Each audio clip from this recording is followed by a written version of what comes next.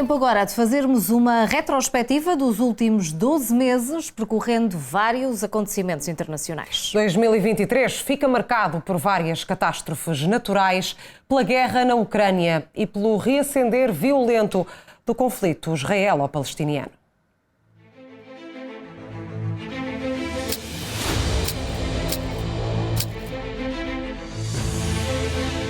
O ano de 2023 começava com um novo cenário político no Brasil. Lula da Silva regressou ao mais alto cargo político do país, tomando posse como presidente do Brasil. Mas o que deveria ser uma transição pacífica tornou-se num verdadeiro tumulto. A 8 de janeiro, a Praça dos Três Poderes era invadida por centenas de apoiantes de Jair Bolsonaro, que decidiram contestar os resultados eleitorais, vandalizando a sede do Congresso Nacional, exigindo uma intervenção militar para derrubar um novo presidente democraticamente eleito. Uma situação que motivou uma ação policial musculada com a detenção de mais de 1.400 pessoas. Os primeiros dias davam assim o mote para o que seria o ano de 2023. A 6 de fevereiro, a terra tremia na Turquia e na Síria. Pelo menos 2.600 mortos e mais de 12.000 feridos é o registro até ao momento da tragédia que abalou hoje a Turquia e a Síria. O presidente turco decretou 7 dias de luto. Milhares de operacionais procuram sobreviventes entre os escombros causados pelos 2 fortes sismos. Milhares de mortos que se escondiam entre os destroços de cidades inteiras destruídas com a força dos abalos.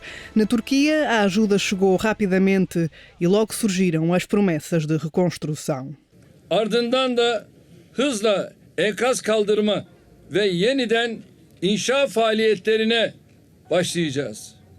Yüz binlerce konutu, altyapısı ve üst yapısıyla yeniden inşa edecek, daha doğrusu depremde büyük yıkıma uğrayan şehirlerimizi yeni baştan kuracak planlamaları yapıyoruz.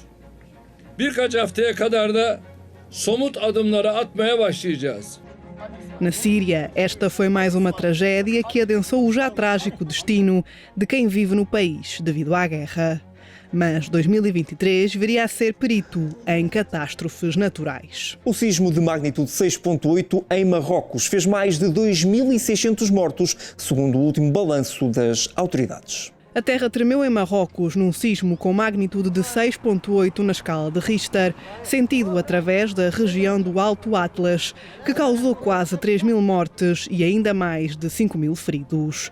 Também no Afeganistão, um abalo fortíssimo ditou a morte de mais de 2.000 pessoas. E quando a terra não treme, há outros elementos que se impõem. Na Líbia, a tempestade Daniel, que já tinha feito estragos na Europa, inundou a cidade de Derna depois de 2 barragens colapsarem. As Nações Unidas confirmaram mais de 4.000 mortes e cerca de 10.000 desaparecidos logo após a tragédia, que destruiu 25% da cidade de Líbia. Se não é a água, então o que dizer do fogo? A ilha de Maui, no Havaí, mudou drasticamente de imagem graças a violentos incêndios. Alimentadas pelo vento, as chamas levaram a evacuações massivas e causaram vários danos na histórica cidade de Lahaina. Got really real when we saw the flames. And I had to think fast. We had to get out. We left our vehicle. And myself, my wife, and our 5 kids, we all got in the ocean. We found a floating board that we hung onto.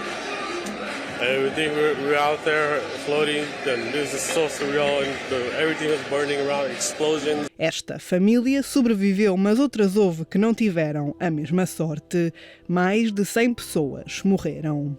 E se falamos em incêndios, é impossível ignorar os já habituais no sul da Europa.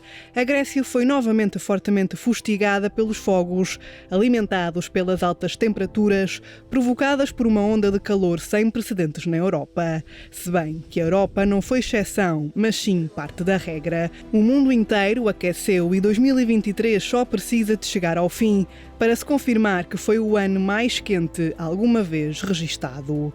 As alterações climáticas foram novamente tema e em 2023 houve ainda tempo para mais uma cimeira climática da ONU, a COP28, que reuniu quase 200 nações para discutir a abolição gradual dos combustíveis fósseis, aconteceu no Dubai, um dos maiores produtores de petróleo do mundo. Quente esteve também a política mundial. Javier Milei, um candidato no mínimo disruptivo, venceu as eleições argentinas, prometendo reformas de fundo, apesar de afirmar continuamente: Y lamentablemente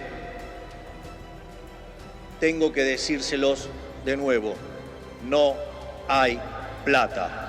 Nos Países Baixos, a surpresa chegou pela via da extrema-direita, que venceu as legislativas. E se de um lado uns vencem, do outro perdem. Na Polónia, houve ainda tempo para o Parlamento destituir a extrema-direita e dar a liderança de um novo executivo a Donald Tusk, antigo presidente do Conselho Europeu.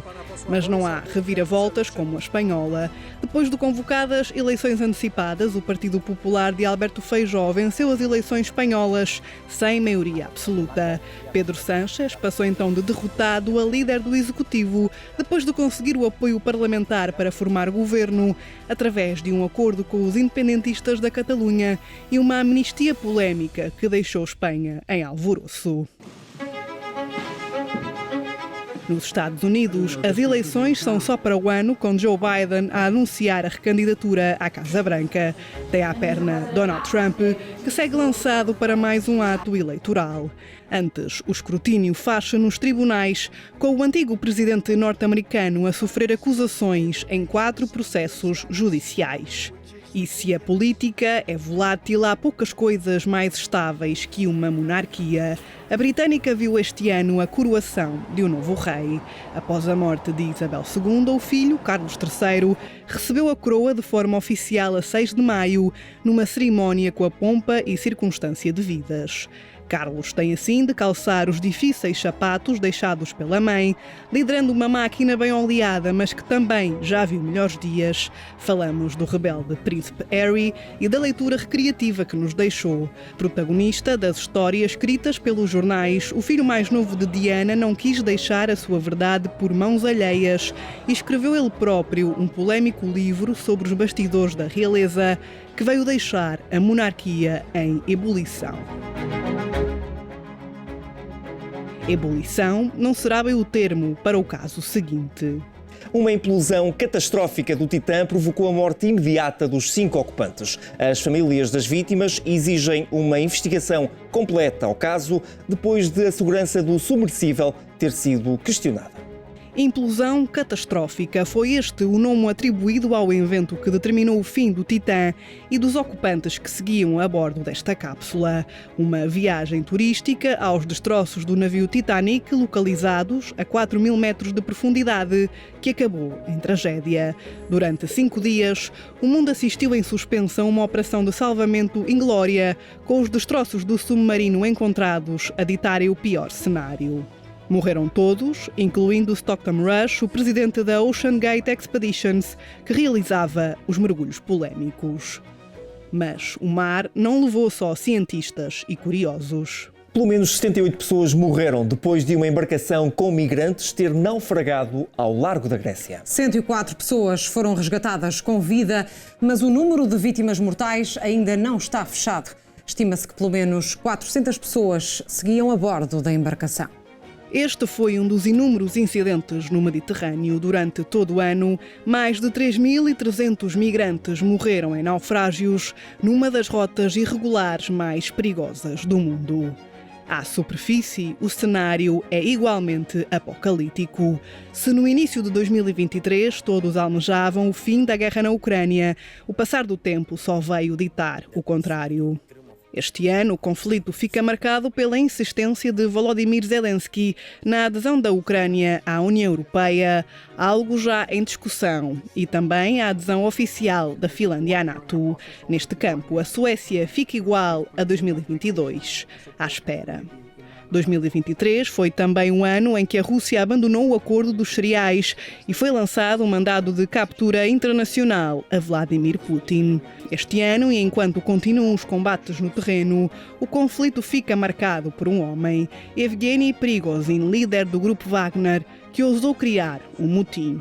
A 24 de junho, Prigozhin reivindicava a ocupação de Rostov, cidade-chave no sul da Rússia para a guerra na Ucrânia, e apelou a uma rebelião contra o comando militar russo, que acusou de atacar os seus combatentes.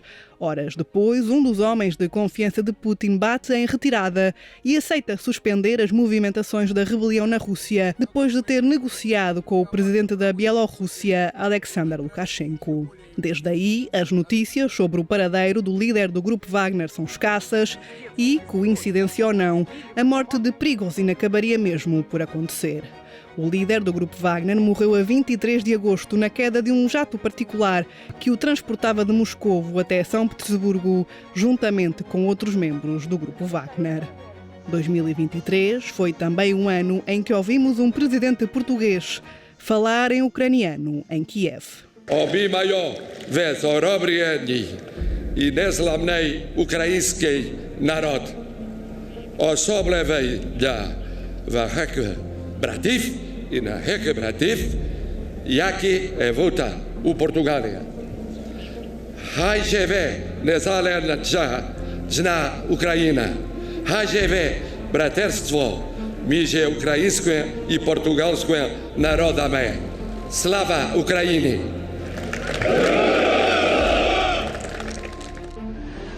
E se uma guerra causa sofrimento que chega, este ano houve tempo para reacender uma outra.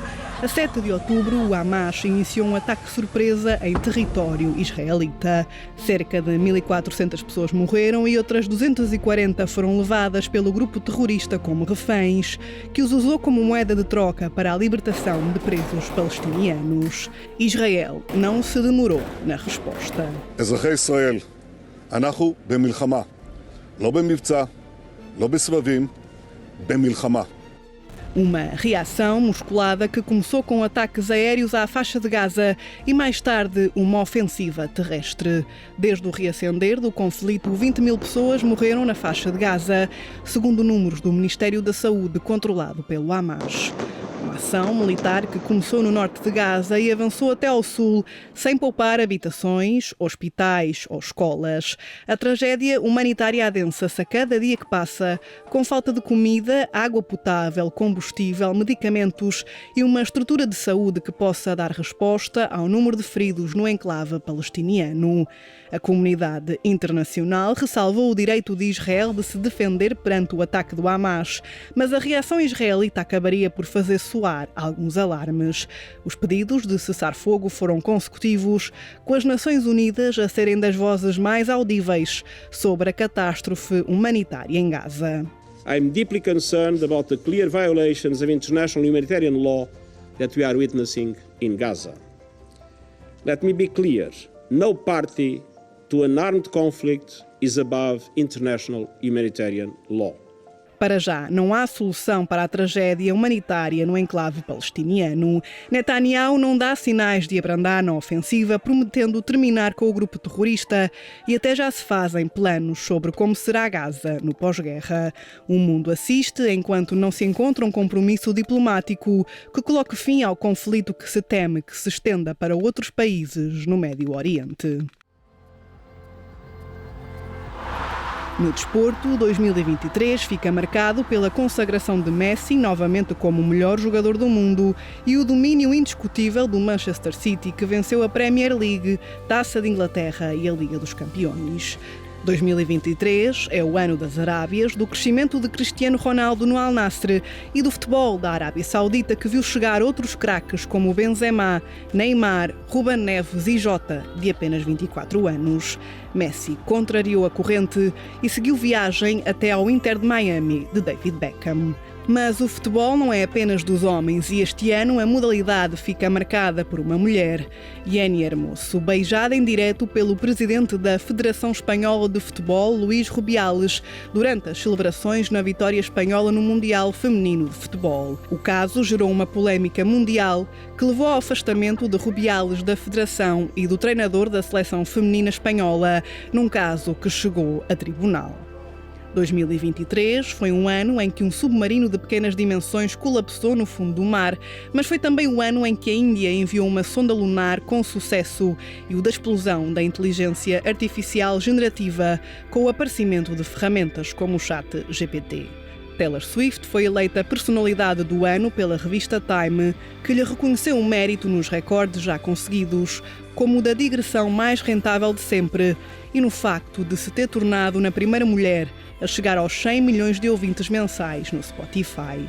Na indústria do entretenimento, destaque ainda para as digressões de Beyoncé e Madonna, que depois de passar por uma unidade de cuidados intensivos, avançou com a sua The Celebration Tour.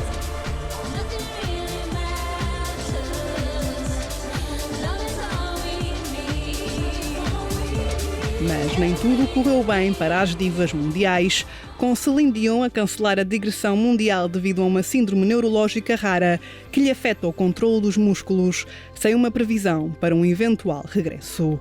These spasms affect every aspect of my daily life, sometimes causing difficulties when I walk and not allowing me to use my vocal cords to sing the way I'm used to.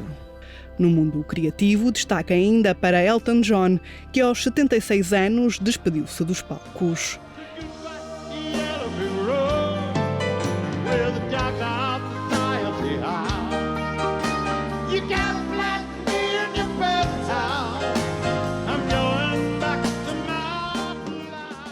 « 2023 foi um ano de tragédias ambientais, catástrofes naturais e humanitárias que se prolongaram no tempo. E há quem se prolongue apenas na memória. Aqui falamos de quem nos deixou. 2023 foi o ano da despedida do diplomata Henry Kissinger e do polémico Silvio Berlusconi. Foi o ano em que o mágico Dumbledore nos deixou, com a partida do homem que lhe deu vida, Michael Gambon. Foi o ano em que Julian Sands saiu para uma caminhada que se revelou mortal e Sinéad O'Connor também deixou de poder fazer a sua. 2023 foi um ano em que um velho amigo nos deixou e o ano em que uma das maiores vozes se calou para sempre. Ao som de Simply the Best de Tina Turner é como nos despedimos, apenas com uma certeza: 2023 não foi certamente o melhor ano de sempre.